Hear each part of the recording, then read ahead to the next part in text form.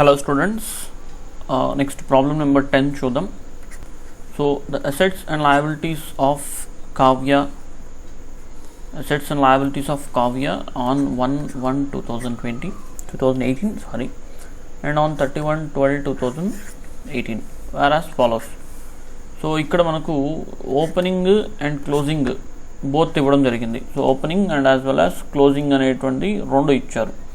So మనం previous problem అంటే 9th problem ఒకసారి వెరిఫికేషన్ చేస్తే 9th ప్రాబ్లంలో కేవలం మనకు క్లోజింగ్ రిలేటెడ్గా వాల్యూస్ మాత్రమే ఇవ్వబడి ఉంది. సో క్లోజింగ్ డేటా మాత్రమే మనకు ప్రీవియస్గా ఇచ్చారు, కానీ ప్రీవియస్ ప్రాబ్లంలో ఇచ్చారు. కానీ ఈ ప్రాబ్లంలో ఏంటంటే రెండు, so both opening data and closing data రెండు ఇచ్చారు. అంటే దీని అర్థం ఏంటంటే మనం స్టేట్మెంట్ ఆఫ్ అఫైర్స్ అనేటువంటిది ఓపెనింగ్ కోసము ప్రిపేర్ చేయాలి, క్లోజింగ్ కోసము ప్రిపేర్ చేయాలి. సో రెండింటి కోసం కూడా ప్రిపేర్ చేయడం జరుగుతుంది. అంటే రెండు opening value and opening capital find out చేయడానికి opening statement of affairs, closing capital find out చేయడానికి closing statement of affairs. So రెండు స్టేట్మెంట్స్ మనం ప్రిపేర్ చేయాలి. ఓకే, కారణం బికాస్ రెండు డేట్లతో అంటే ఓపెనింగ్ డేట్కి సంబంధించిన వాల్యూస్ ఇచ్చాడు, క్లోజింగ్ డేట్కి సంబంధించిన వాల్యూస్ ఇచ్చాడు. సో ఓపెనింగ్ క్యాపిటల్ ఇవ్వలేదు, క్లోజింగ్ క్యాపిటల్ డైరెక్ట్గా ఇవ్వబడలేదు.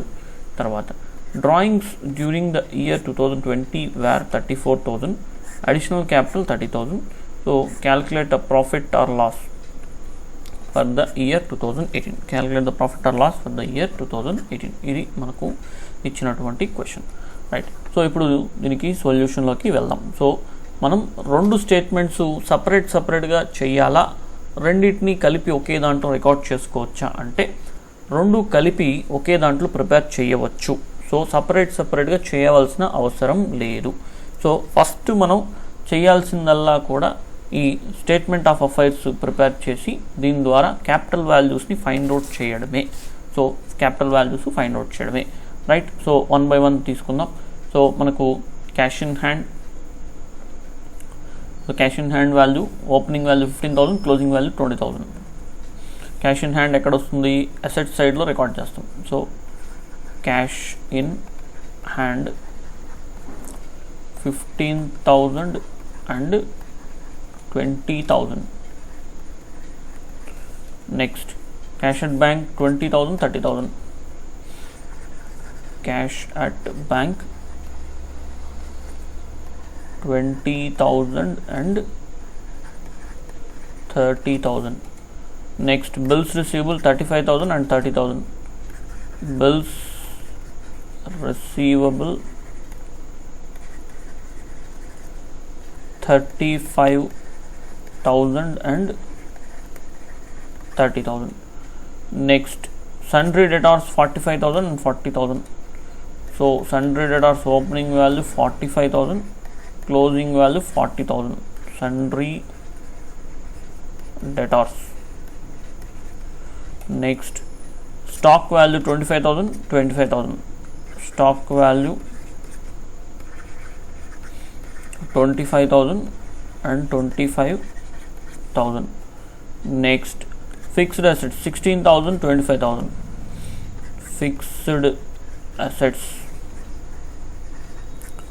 Fixed assets 16,000 and 25,000. 16,000 and 25,000. Next creditors 32,000 and 30,000. So creditors ఇక్కడ 32,000 and 30,000. 32,000 and 30,000. Next outstanding expenses 5,000 and 4,000. Outstanding expenses, outstanding expenses. So మనకి ఇక్కడ 5,000 and 4,000. సో వన్స్ ఒకసారి కంప్లీట్ అయిన తర్వాత మొత్తం పూర్తిగా వెరిఫికేషన్ చేసుకోండి. సో వెరిఫికేషన్ అనేటువంటి కూడా మనకు చాలా చాలా ఇంపార్టెంట్. సో ఎందుకంటే వెరిఫికేషన్ లేకుండా మనం డైరెక్ట్గా చేసేసింది కరెక్ట్ అనుకున్నాం అనుకోండి, ఎర్రర్ పోయే అవకాశం అనేటువంటి ఎక్కువగా ఉంటుంది. సో కాబట్టి జాగ్రత్తగా వెరిఫికేషన్ అనేటువంటి చేసుకోవడం మంచిది. Okay, right. Okay, once complete అయిన తర్వాత వెరిఫికేషన్ చేసుకున్న తర్వాత ఇప్పుడు మనం సో టోటలింగ్స్ చేద్దాం. So totalling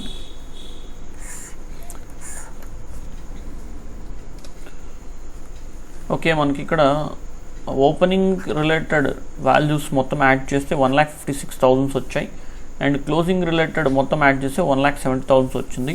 so as usual మనం ఏం చేయాలి అంటే ఏదైతే మనకు ఎక్కువ వచ్చి ఉంటుందో దాన్ని రెండు వైపులా రికార్డ్ చేయాలి. సో మనకి ఇక్కడ అసెట్స్ వైపు ఎక్కువ ఉంది. సో అసెట్స్ వైపు ఎక్కువ ఉంది కాబట్టి నేను సేమ్ ఈ అమౌంట్స్ ఇక్కడ తీసుకుంటున్నాను. అండ్ నెక్స్ట్ ఫర్దర్గా ఈ 1,56,000లో నుంచి 37,000 అనేటువంటిది మనం మైనస్ చేసుకుందాం. సో మైనస్ చేస్తే మనకు 1,19,000 అనేటువంటిది రావడం జరుగుతుంది. So 1,19,000. So 1,19,000 not 19,000. So next అదేవిధంగా 1,70,000లో నుంచి 34,000 మైనస్ చేద్దాం. సో 1,36,000 అనేటువంటి రావడం జరిగింది. ఇప్పుడు మనకు ఇక్కడ దీన్ని ఎలా తీసుకోవాలి, ఏమని తీసుకుంటాము?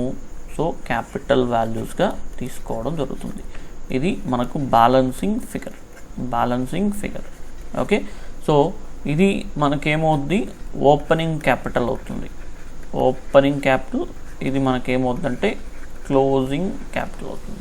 ఓకే, సో ఈ విధంగా మనం సొల్యూషన్ స్టేట్మెంట్ ఆఫ్ అఫైర్స్ అనేటువంటి ప్రిపేర్ చేసుకోవడం జరుగుతుంది. నెక్స్ట్ మనం దీన్ని బేస్ చేసుకొని statement of profit or loss వేద్దాం. ఎందుకంటే statement of profit or loss వేయాలి అంటే మనకు కంపల్సరీగా కావాల్సింది ఏంటి అంటే opening capital, closing capital compulsory కావాలి. ఓకే రైట్, ఇప్పుడు రెండు క్యాల్కులేట్ చేసాం కాబట్టి మనం ఇక నేరుగా సొల్యూషన్ చేసుకోవచ్చు. అంటే statement of profit or loss అనేటువంటిది ప్రిపేర్ చేసుకోవచ్చు for the year ending 31 December 2018. So particulars rupees, right? So closing capital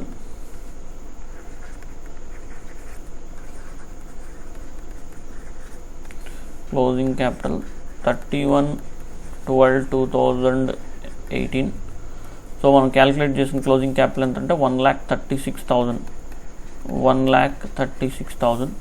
దీనికి డ్రాయింగ్స్ యాడ్ చేసుకోవడం, డ్రాయింగ్స్ డ్యూరింగ్ ద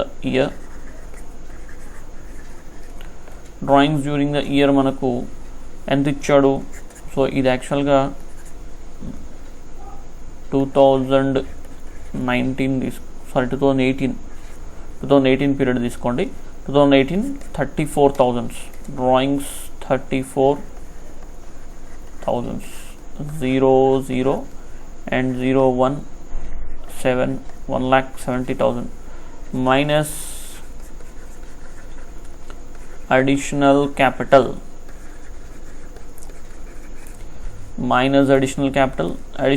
ఎంత ఇచ్చాడు? 30,000 ఇచ్చాడు. Additional Capitals 30,000. సో తీస్తే 1,40,000. దీన్ని మనం ఏమని పిలవాలి? Adjusted closing capital.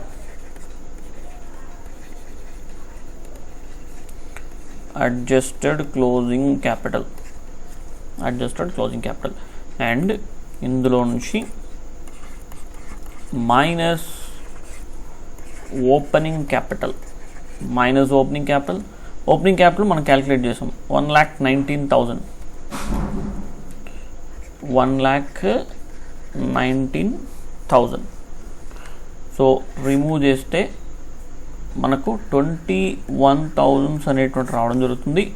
ఈ 21,000ని నెట్ ప్రాఫిట్గా తీసుకుంటాం.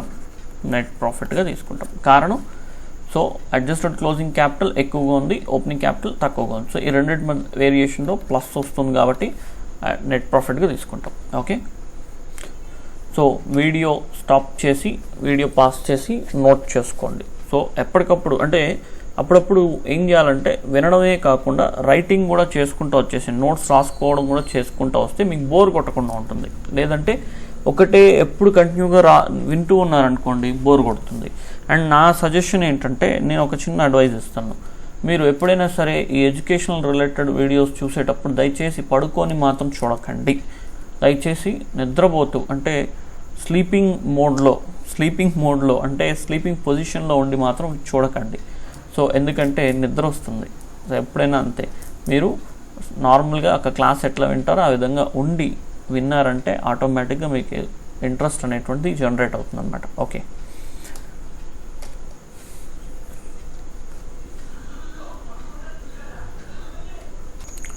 ఓకే, నెక్స్ట్ ప్రాబ్లం చూద్దాం. సో ప్రీవియస్ ప్రాబ్లం మీరు వీడియో పాస్ చేసి రికార్డ్ చేసుకోండి, లేదంటే స్క్రీన్ షాట్ అన్న తీసేసుకోండి. స్క్రీన్ షాట్ తీసుకొని కూడా రాసుకోవచ్చు, ఇంకా బెటర్ ఆప్షన్. ఓకే, సో ఇప్పుడు నెక్స్ట్ ప్రాబ్లం చూద్దాం. ఈ ప్రాబ్లంకి ప్రీవియస్ ప్రాబ్లంకి ఏంటి వేరియేషన్ అంటే నేను సేమ్ వాల్యూసే తీసుకున్నాను. సో ఇక్కడ ఏదైతే 2 ఇయర్స్కి టూ పీరియడ్స్కి సంబంధించి అంటే ఓపెనింగ్ డేట్ అండ్ క్లోజింగ్ డేట్కి సంబంధించిన ఇన్ఫర్మేషన్ ఇక్కడ ఏదైతే ఉందో సేమ్ సిమిలర్గానే అదే విధంగానే ఇక్కడ కూడా తీసుకున్నాను. బట్ కాకపోతే ప్రీవియస్ ప్రాబ్లంతో కంపారిజన్ చేస్తే ఇక్కడ ఏంటి కొత్త పాయింట్స్ ఏంటంటే ఈ న్యూ పాయింట్స్ ఇవి, అంటే adjustments, depreciation and 5% provision for bad debts on debtors. So ఇది మనకు ఇందులో ఉన్నటువంటి న్యూ పాయింట్. సో జనరల్గా ఏంటంటే ఇంటర్మీడియట్ లెవెల్లో ప్రాబ్లమ్స్ చేసేటప్పుడు అంటే ఏపీ ఇంటర్మీడియట్ లెవెల్లో కానీ తెలంగాణలో కావచ్చు. సో మోస్ట్లీ మనకు సింగిల్ ఇంట్రెస్ట్ సిస్టమ్ ఎలా ఉంటుందంటే statement of profit or loss మాత్రమే ప్రిపేర్ చేయమని చెప్పి మోస్ట్లీ ఇవ్వడం జరుగుతుంది. సో స్టేట్మెంట్ ఆఫ్ అఫైర్స్కి వెళ్ళకపోవచ్చు. సో బట్ ఈ కాన్సెప్ట్ అనేటువంటి ఒకటి ఉంది అని మనం అర్థం చేసుకోవడం కోసం సో నేను మీకు ఈ వీడియోస్ అనేటువంటి ప్రొవైడ్ చేస్తాను. అండ్ సిలబస్లో ఉంది కాబట్టి నేను ఇది చెప్పడం జరిగిందన్న. సో యాజ్ పర్ సిలబస్లో ఉంది కాబట్టి నేను చెప్తున్నాను. Okay, right. సో ఇప్పుడు మనకు దీన్ని ఎలా తీసుకోవాలి అనేది మనం ఈ ప్రాబ్లంలో చూద్దాం. సో ముందుగా మనకి ఓపెనింగ్ వాల్యూస్ ఎక్కడ చేంజ్ అవ్వదు. సో ఇవి కామన్గా వచ్చేస్తాయి. అండ్ ఈ charge depreciation 5% provision for bad debts అనేటువంటిది ఎక్కడ తీసుకోవాలి అంటే ఓపెనింగ్లో తీసుకోవాలన్నా క్లోజింగ్లో తీసుకోవాలన్నా అంటే మనం తీసుకోవాల్సింది క్లోజింగ్ డేట్లోనే. సో క్లోజింగ్ డేట్లోనే తీసుకోవడం జరుగుతుంది. మీ అందరికీ తెలిసిందే ఫైనల్ అకౌంట్స్ ఇంటర్మీడియట్లో జూనియర్ ఇంటర్మీడియట్లో మనం ఫైనల్ అకౌంట్స్ ప్రిపేర్ చేసాం. ఫైనల్ అకౌంట్స్ ప్రిపేర్ చేసినప్పుడు ఫైనల్ అకౌంట్స్లో ఏం చేస్తున్నాము అంటే బ్యాలెన్స్ షీట్ ప్రిపేర్ చేసేటప్పుడు అడిషనల్ ఇన్ఫర్మేషన్లో ఉన్న adjustments, depreciation, provision for bad debts, so వీటిని మనం బ్యాలెన్స్ షీట్లో తీసుకుంటాం. సో యాక్చువల్గా ఆ బ్యాలెన్స్ షీటు ఏ డేట్ ఉంటుంది? క్లోజింగ్ డేట్ ఉంటుంది. So balance sheet of so and so as on 31st March 2020, as on 31st December 2020 ఇట్లా మనకు వస్తుంది. అంటే క్లోజింగ్ బ్యాలెన్స్ షీట్లోనే ఈ అడ్జస్ట్మెంట్స్ అనేటువంటి తీసుకుంటాం. సో ఇక్కడ కూడా అంతే. సో మనం ఇప్పుడు ఆ వాల్యూస్ ఎక్కడ తీసుకోవాలి, ఈ ఎఫెక్ట్ ఎక్కడ చూపించాలి అంటే క్లోజింగ్ బ్యాలెన్స్ షీట్లో ఎఫెక్ట్ చూపించాలి. చూద్దామా? Right. So cash in hand. So first నేను ఓపెనింగ్ వాల్యూస్ కంటిన్యూగా రాసుకుంటూ వచ్చేస్తాను. Cash at bank. And anyway ఎక్కడైతే అడ్జస్ట్మెంట్ ఉందో దాన్ని మాత్రం పక్కన పెడదాం, మిగిలిందని రాసేద్దాం. అండ్ అడ్జస్ట్మెంట్స్ ఉన్నటువంటి దానికి మీరు స్టార్ మార్క్స్ పెట్టుకోండి. ఇలా స్టార్ మార్క్ పెట్టండి కంపల్సరీగా. అలా స్టార్ మార్క్ పెడితే ఏం ఇండికేట్ చేస్తుందంటే ఓకే అక్కడ అడ్జస్ట్మెంట్ ఉంది, దీనికి రిలేటెడ్గా ఒక అడ్జస్ట్మెంట్ అనేటువంటి ఉంది అని మనకు ఒక ఇండికేషన్ దొరుకుతుంది. అప్పుడు మనం మిస్ చేయకుండా రాయడానికి అవకాశం ఉంటుందన్నమాట. So cash in hand 15,000 and 20,000. Cash at bank 20,000, 30,000. Bills receivable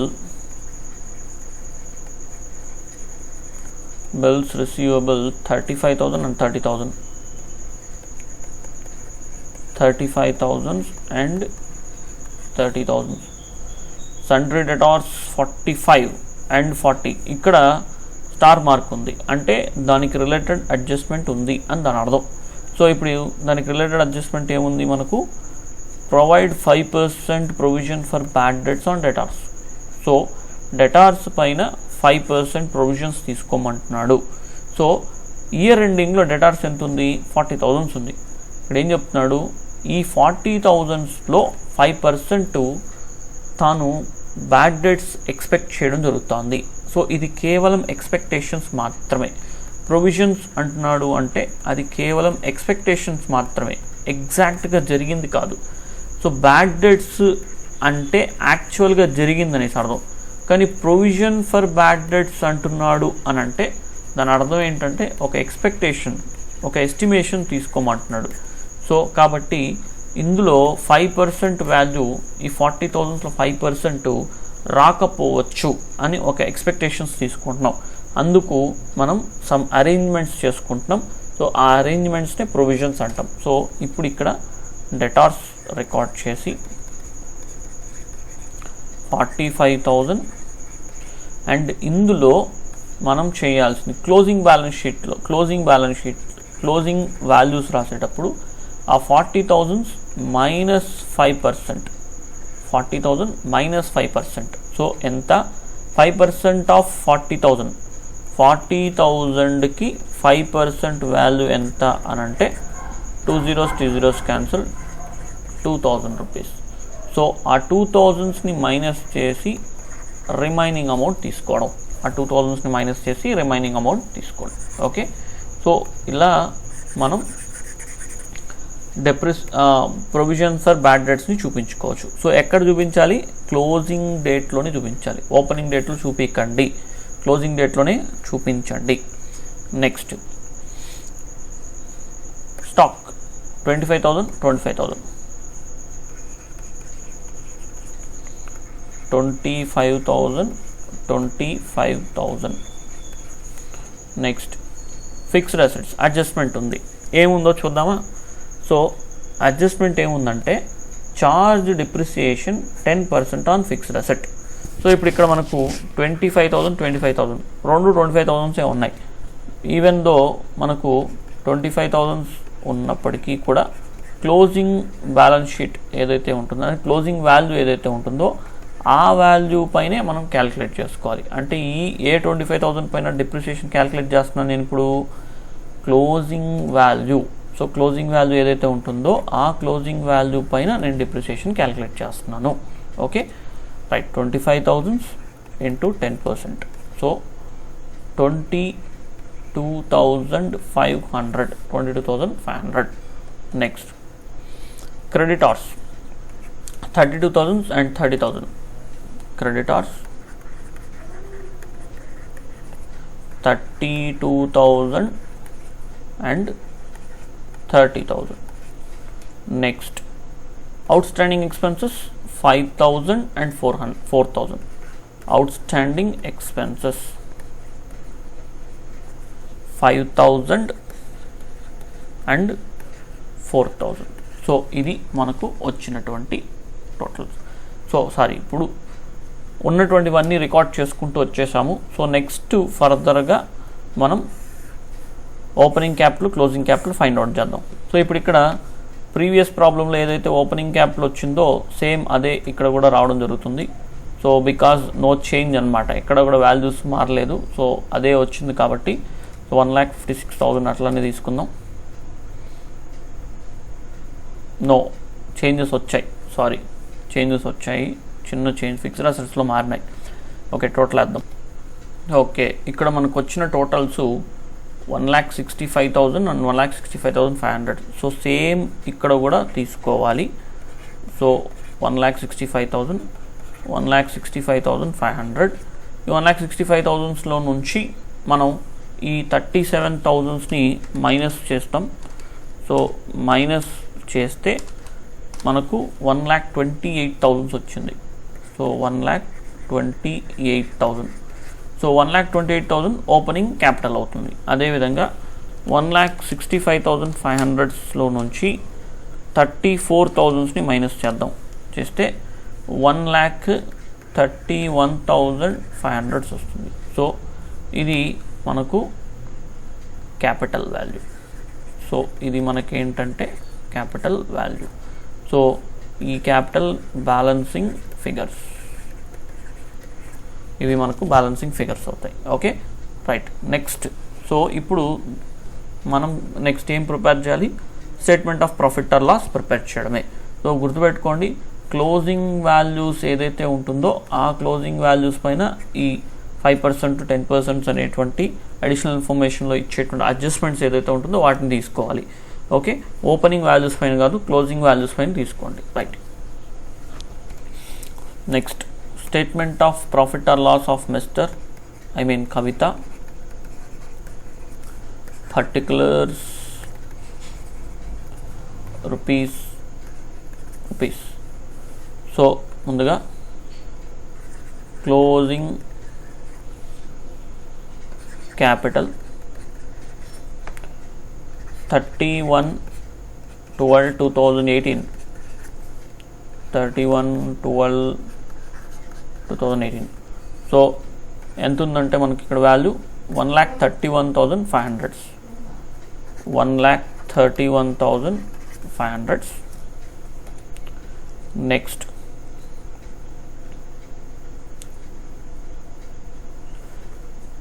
next one drawings 34,000 and additional capital 30,000. Same క్వశ్చనే తీసుకున్నాను, సో మోస్ట్లీ సేమ్ ఉంది, చిన్న చిన్న చేంజెస్ మాత్రం చేశాను అనమాట.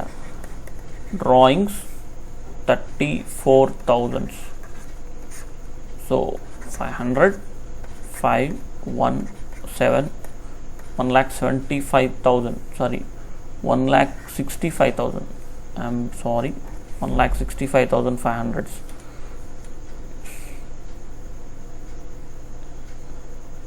Okay 1,65,500.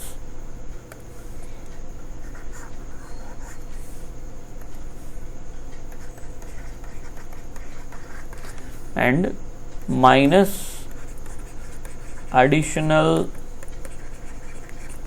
capital. So additional capital మనకి ఎంత ఇచ్చాడు ప్రాబ్లంలో చూద్దాం, 30,000. Additional capital 30,000, 1,35,500. అండ్ దీన్ని మనం ఏమంటాము, adjusted closing capital. Adjusted closing capital అని పిలవడం జరుగుతుంది. దెన్ నెక్స్ట్ వన్ మనకు ఓపెనింగ్ క్యాపిటల్ని మైనస్ చేయడం. So minus opening capital. So minus opening capital. Opening capital ఎంత వచ్చింది, 1,28,000 వచ్చింది. సో 1,28,000 తీసేస్తే 7,500.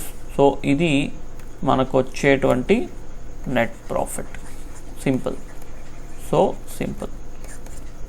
మనకు కొత్త మోడల్ ఏంటి అంటే ఈ ప్రాబ్లంలో ఈ పాయింట్స్ సింపుల్గా క్లోజింగ్ బ్యాలెన్స్ షీట్లో వీటిని తీసుకోవడం అంతే. Okay right. So video pass చేసుకోండి, రాసేసుకోండి అన్న.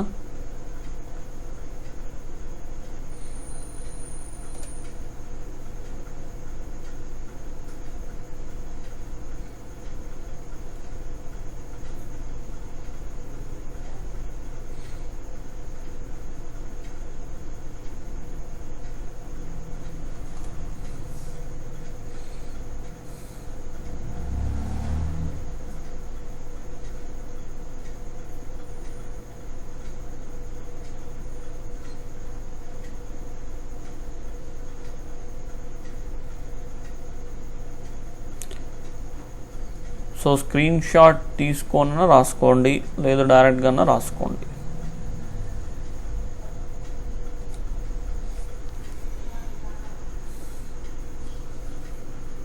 ఓకే.